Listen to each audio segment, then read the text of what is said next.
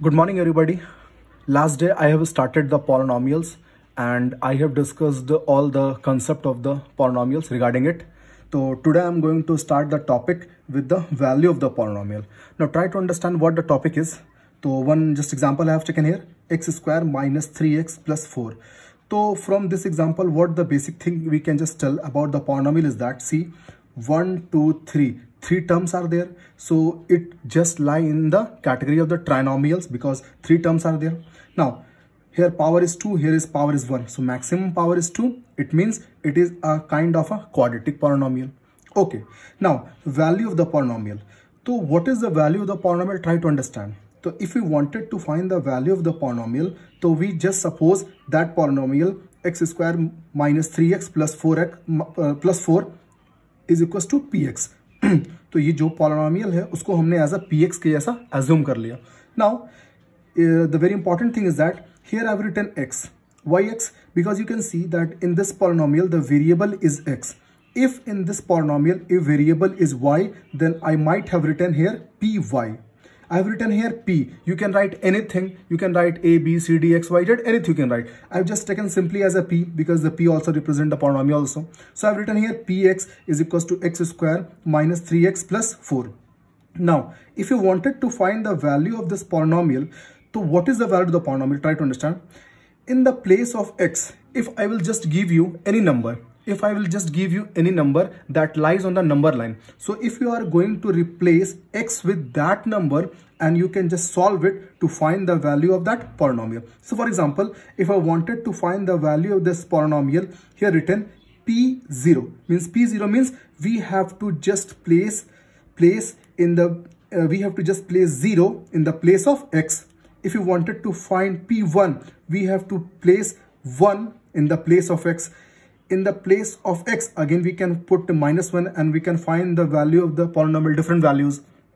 So suppose px equal to x square minus 3x plus 4. Now if I wanted to find the value of this polynomial at x equal to 0, so how I can write? See here, p0 is equal to, so in the place of x I have written 0, means we have to replace all the x with 0 only. So here x is replaced by 0.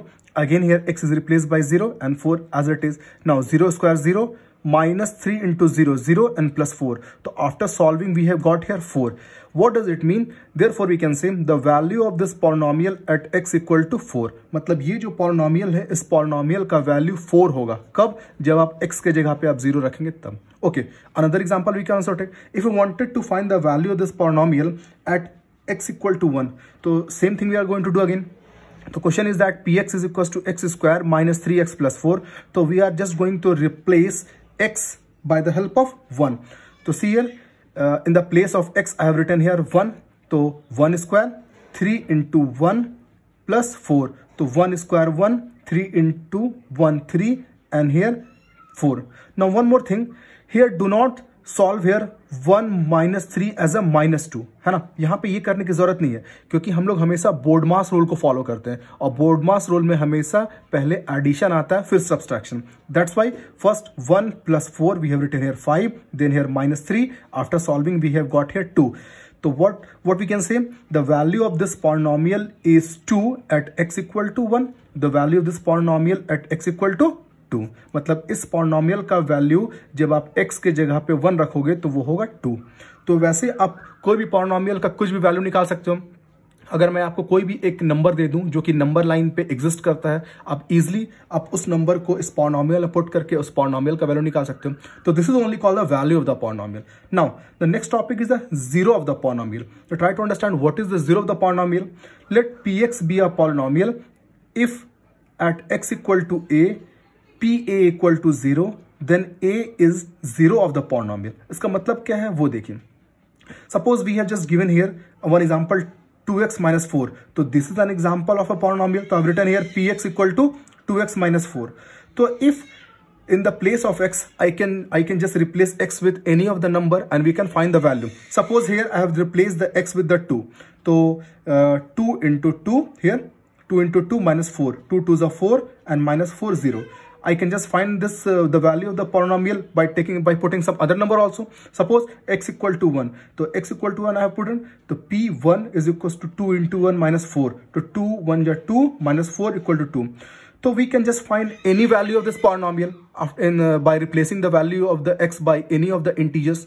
Now definitely a time will come that then if you are going to replace the x with any of the number and the whole polynomial will become 0, so that the value of that x is only called the 0 the polynomial. जैसे for example इस question में आप देखो x के जगह पे अगर मैंने 2 रखा तो वो पूरा पोलिनोमियल को सॉल्व करने पे 0 आया, x के जगह पे 1 रखा तो पोलिनोमियल को सॉल्व करने पे -2 आया। वैसे ही x के जगह पे आप कोई भी नंबर को पुट करते हो तो सॉल्व करने के बाद उस पोलिनोमियल का वैल्यू कुछ ना कुछ मिलेगा, लेकिन डेफिनेटली एक टाइम ऐसा आएगा कि x का एक ऐसा वैल्यू आपको मिलेगा जब उसको आप उस पॉलिनोमियल में रखोगे तो पूरा पॉलिनोमियल को सॉल्व करने पे आंसर आएगा 0, है ना।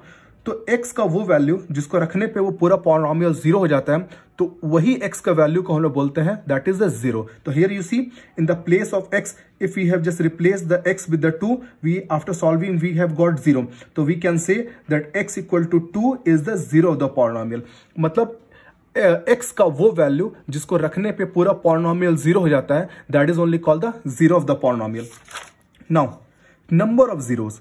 अब यहाँ पे क्वेश्चन आता है कि ठीक है x का एक ऐसा वैल्यू मेरे को मिल जाएगा जिसको अगर मैं x की जगह पे रखूंगा तो पूरा पॉलिनोमियल 0 हो जाएगा। नाउ द क्वेश्चन सेज कि एक पॉलिनोमियल में कितने सारे जीरोस होंगे, मतलब x का कितना सारा हमको ऐसा वैल्यू मिलेगा जिसको रिप्लेस करने पे वो पूरा पॉलिनोमियल 0 हो जाएगा। तो फॉर एग्जांपल तो that how that is depend, I tell you the number of zeros. The number of zeros depend upon the degree of the polynomial. तो डिग्री ऑफ द पॉलिनोमियल मतलब अगर पॉलिनोमियल अगर linear है तो x के सिर्फ एक वैल्यू मिलेगा। जैसे फॉर एग्जांपल सी है px equal to x minus 1, तो here see the maximum power is 1 means degree is 1, तो therefore number of zeros will be 1 means x की जगह पे सिर्फ और सिर्फ एक ऐसा नंबर हो सकता है जिसको रखने पे 0 होगा, दैट इज ओनली द 1 को छोड़ के और कोई भी ऐसा नंबर नहीं होगा जिसको रखने पे ये पूरा पॉलिनोमियल 0 होगा। तो इसका मतलब इस पूरे पॉलिनोमियल के नंबर ऑफ जीरोस होंगे 1।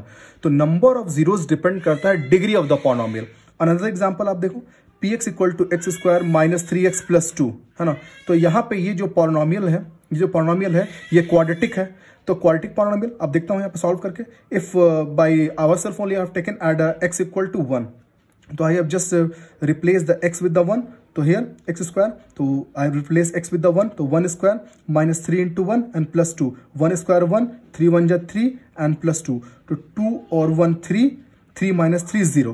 तो इसका मतलब यहाँ पे x के जगह पे अगर मैं 1 रखता हूँ तो पूरा पॉलिनोमियल का वैल्यू 0 हो गया। तो मैं बोल सकता हूँ कि x इक्वल टू 1 जो है इस गिवन पॉलिनोमियल का 0 है। कुछ और देखता हूँ, अगर मैं 2 रिप्लेस करता हूँ x के जगह पे, 2 स्क्वायर माइनस 3 इंटू 2 प्लस 2, तो 2 स्क्वायर 4, 3 इंटू 6 एंड हियर 2, 4 और 2 6 माइनस 6 माइनस 6 0।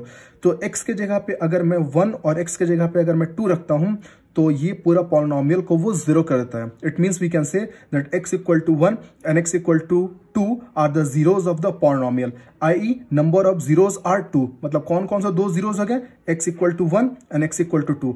तो x के जगह पे अगर आप 1 रखोगे और 2 रखोगे तो पूरा पॉलिनोमियल 0 हो जाएगा। तो यहाँ पे कितने सारे जीरोस हैं, 2 जीरोस हैं। तो मैंने आपको पहले बताया कि number of zeros that depend upon the degree. If the degree is 2 mean 2 zeros. Likewise if it is the cubic, how many zeros will you obtain, 3 zeros. Now how to find the zeros. अब ये हम सीख गए हैं कि किसी भी एक पॉलिनोमियल के कितने सारे जीरोस होंगे, लेकिन उन जीरोस को निकालना कैसे है, now we are going to discuss how to find the zeros. Equate the polynomial with 0 and find the value of the x, the value of the x will be only the 0 the polynomial।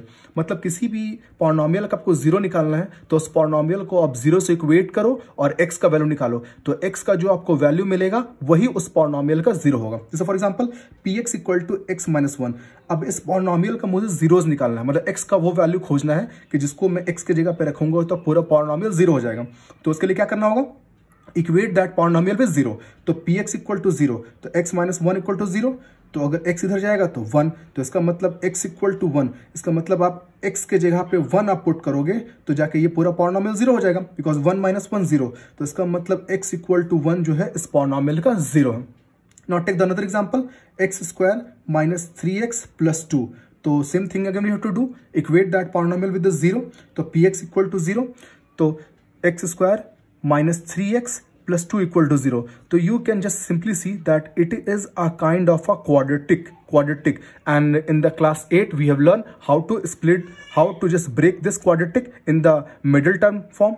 So from the middle term split, so I have just split minus 3x as a minus 2 and minus 1. How to split this one in the middle term, you already have learned in the class 8.